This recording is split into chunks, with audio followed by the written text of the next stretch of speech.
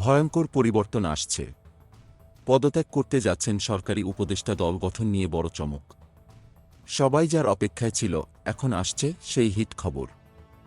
সরকারের ৩ জন বড় উপদেষ্টা এখন পদত্যাগ করতে যাচ্ছেন।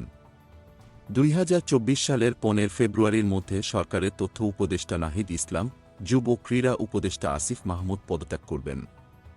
হ্যাঁ, আপনি যা শুনেছেন, এই বিশাল ঘটনা ঘটতে যাচ্ছে।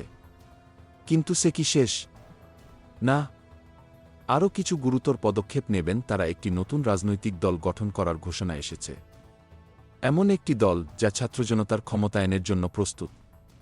নাহিদ ইসলাম, যিনি সরকারের তথ্য উপদেষ্টা হিসেবে কাজ করছিলেন, সেই ব্যক্তি এখন ছাত্রদের নতুন দল গঠনের জন্য সক্রিয়। অনেকেই বলতে শুরু করেছেন এই দলটি দেশের রাজনীতিতে বিপ্লব আনতে প্রস্তুত।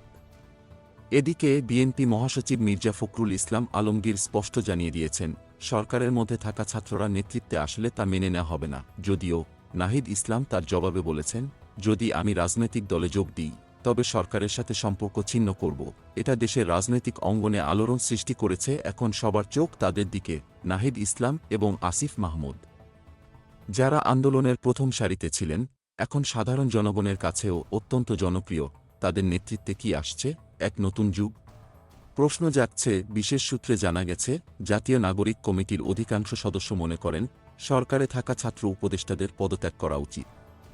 তারা বলেছেন, যারা জনগণের কাছে গ্রহণযোগ্য, তারা নতুন রাজনৈতিক দলে যোগ দিয়ে নেতৃত্বে আসতে পারেন।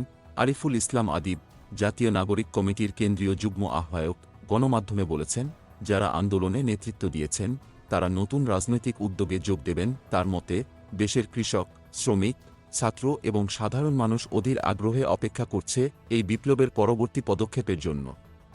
এখন এখানেই শেষ নয়। নতুন দলে যোগ দিতে হলে ছাত্র উপদেষ্টাদের অবশ্যই পদত্যাগ করতে হবে, এমনটাই জানিয়েছে জাতীয় নাগরিক কমিটির মুখপাত্র সামান্তা শারমিন।